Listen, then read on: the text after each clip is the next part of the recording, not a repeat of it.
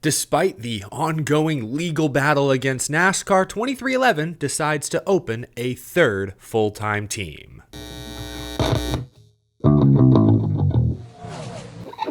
How's it going, y'all? My name is Eric. Welcome to Out of the Groove. So much for a slow off-season.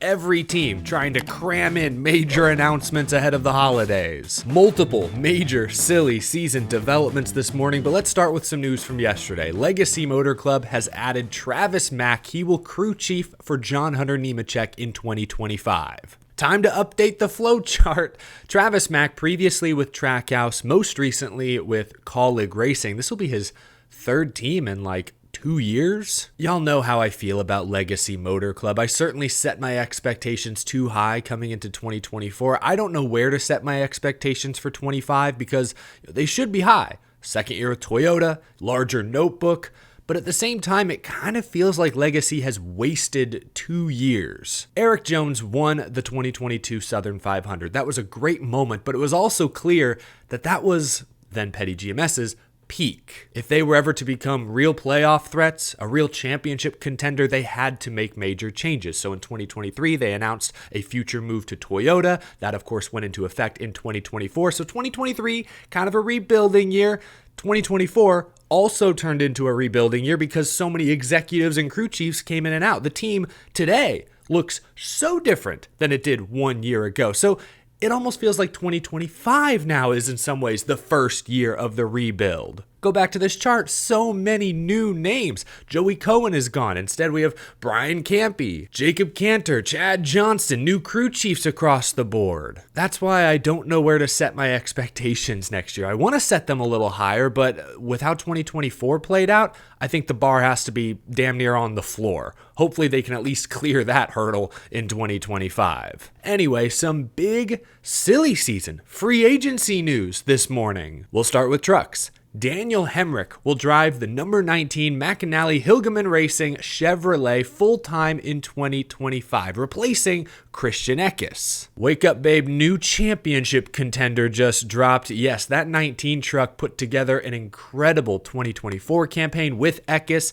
had an average finish of 5th, 4 wins, championship 4. Daniel Hemrick has Cup Series experience. He's won an Xfinity Series championship. This could be a deadly duo. Though it's worth noting that crew chief Charles Deneke has moved on to Cup, so it will be a different crew chief on the 19. That was not announced today, but either way, we know that truck is fast. I think Daniel Hemrick, veteran, experience, should be good. You gotta respect the grind. Daniel Hemrick has Cup Series experience now. He's bounced from Cup back down to Xfinity, back up to Cup, now back to trucks. You look at this rendering, Poppy Bank is on the door. They've been a longtime supporter of Hemrick, so he does bring at least a little bit of funding to the table that allows him to get some of these rides. But when you've had a taste of the Cup Series, and I believe, if I'm not mistaken, didn't Daniel Hemrick win Cup Rookie of the Year a few years back with RCR? When you've had a taste of the Cup Series, when you've won an Xfinity Series championship, and you bring a little bit of funding, it can be difficult to swallow your pride and drop down 2 series. We saw John Hunter Nemechek do something similar a few years ago, and he wasn't an Xfinity Series champion. So Daniel Hemrick, I respect him going somewhere where he can win. He's going to win next year in trucks. He's going to contend for the championship. So rather than putter around in 25th to 30th with Colleague on Sundays, he's going to be up front on our TVs Friday and Saturday. I know it's tough for veteran Cup drivers to willingly drop down multiple series, but I think Daniel Hemrick's going to set himself up for some great success next year. I'm looking forward to watching this 19 team compete. That's a tongue twister. 19 team compete. 19 team. Try saying that 5 times fast. Good luck to Daniel Hemrick. Called it a few days ago on this show. Hope you guys have been paying attention. Let's talk Xfinity. Chris Wright will drive the number 5 Our Motorsports Chevrolet, replacing Anthony Alfredo. The number 5 is a decent Xfinity Series car, borderline playoff contender. Anthony Alfredo was top 15 in points most of this year. We've seen Chris Wright show some flashes in the Truck Series, so we'll see what he can do on a slightly bigger stage. My guess with this car is it's basically a funding play. I mean, we saw Brett Moffitt have some success with Our Motorsports, but he doesn't bring much sponsorship, so eventually he was out. Anthony Alfredo, with loyal support from Dude Wipes, got the ride. Now you see Chris Wright come in with a new sponsor. We'll see where Anthony Alfredo ends up. I feel he'll end up somewhere, assuming he still has that sponsor support. But okay, I've kept y'all waiting long enough. Trucks, Xfinity, let's talk about the big Cup Series news today. It's official. Riley Herbst will drive a third 2311 Racing Toyota full-time in 2025. The number 35 car, interesting choice. Davin Restivo, who is his crew chief in Xfinity this past year, will join him on the Cup Series side. There is a lot to unpack here. Obviously, Herbst to 2311 has been rumored since the summer, but the charter disagreements, most recently the lawsuit, have delayed any major announcements until today, apparently. As of now, 2311 Racing does not have any charters for next year, so the 23 of Bubba Wallace, the 45 of Tyler Reddick, and the 35 now of Riley Herbst, it's going to take some time getting used to that, will all compete as open teams next year, which means they'll be competing with each other for a spot in the Daytona 500. And if 2311 truly does bring a fourth car for Martin Truex Jr. in that race, all hell's going to break loose. Obviously, that all could change if their injunction request is granted. They've submitted an appeal. I think we'll learn the results in the next couple of weeks. If their injunction is granted and 2311 is able to compete as chartered teams next year,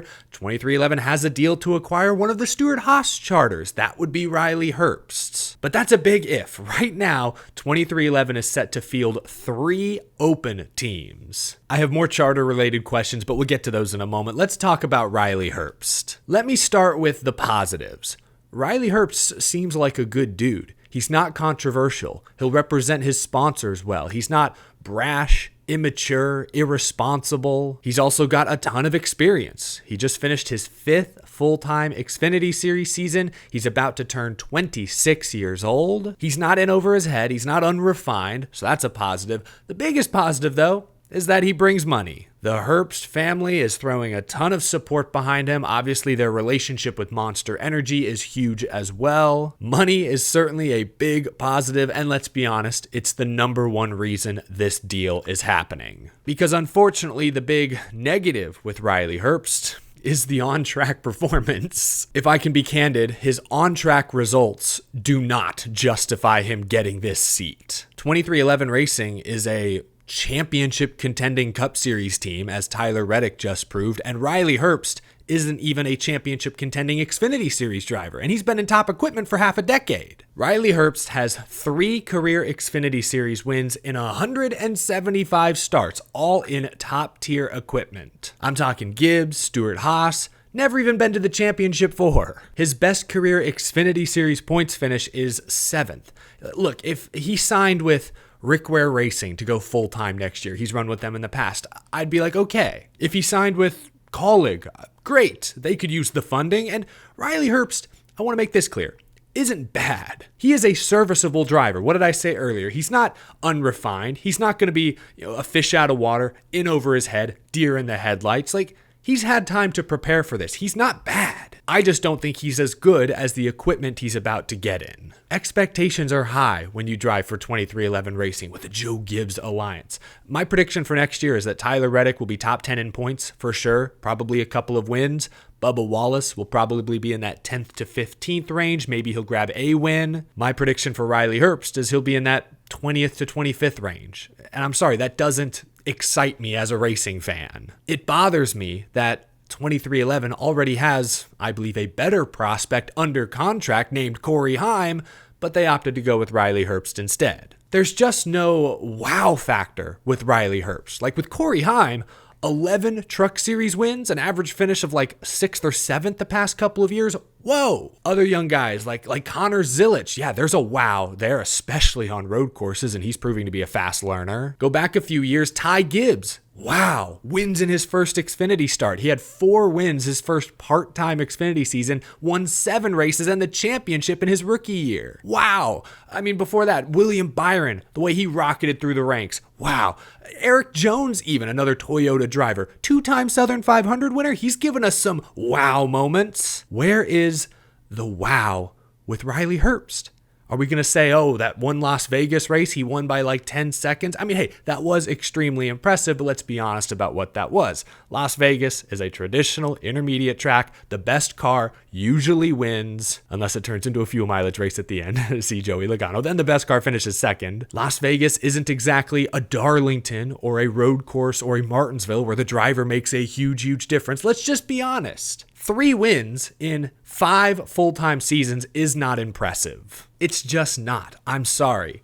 I'm not rooting against Riley Herbst next year. I want to see the best drivers race in the best cars on Sunday. I hope Riley Herbst proves to us that he is ready, that he is one of the best drivers. He is worthy of this opportunity. I hope he proves me wrong. But deep down, I don't think he will. He seems like a bridge driver. He'll be in this seat for a year or two, keep it warm. They'll wait for Corey Heim to put some more hair on his chest. Then this will be his opportunity because he is, in my opinion, the better prospect. But maybe Herbst will take this opportunity and run with it. If 23XI ever does acquire that third charter, you got to believe the Herbst family is helping pay for it, or their funding is making that transaction possible. So, if that's the case, how do you kick Riley out of the seat? I don't know. I feel like this 35 car is going to be put under a microscope over the next couple of years. I don't expect Riley Herbst to run as well as his teammates. If he shows improvement, that's one thing, but if he sort of sputters, that's another. I think this will be the new Hendrick 48, where fans every few months are trying to pull the current driver out of the seat and put someone different in there, So Riley Herbst has his work cut out for him. Obviously, I don't think he's cut out for this opportunity. That's just my opinion. But in some ways, I do hope that I'm wrong because I do want to see the best drivers run up front on Sundays. If that's Riley Herbst, great. I'll be proud of him. I'll be happy for him. Hopefully he can turn me into a believer.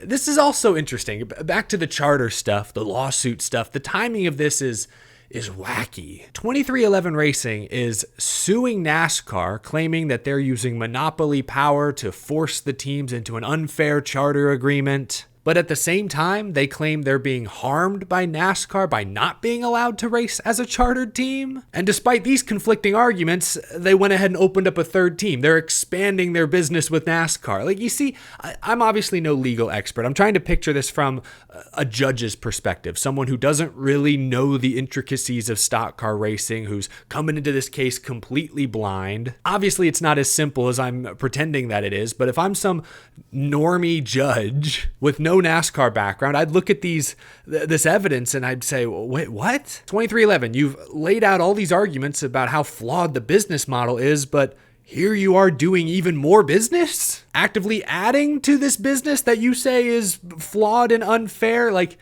I don't know. Maybe this has no bearing on the lawsuit's future. I'm sure Jeffrey Kessler, highly successful, highly experienced attorney, consulted with 23XI before they made this announcement, and they don't feel it will impact their case at all. But again, I'm trying to look at this from the perspective of a fresh judge who has no NASCAR background. It all seems a little contradictory. Am I right? Am I wrong? All I know is that Riley Herbst, the Herbst family, are backing up a big old bank truck to airspeed this morning. Money buys speed. That's what happened here. I'm rooting for Riley Herbst to succeed, but you heard my prediction. I don't think he'll come all that close to his teammates' performance next year. I hope I'm wrong. I want to see the best drivers up front. Hopefully Riley Herbst can prove to the world next year on the biggest stage that he is one of the best drivers. We'll see.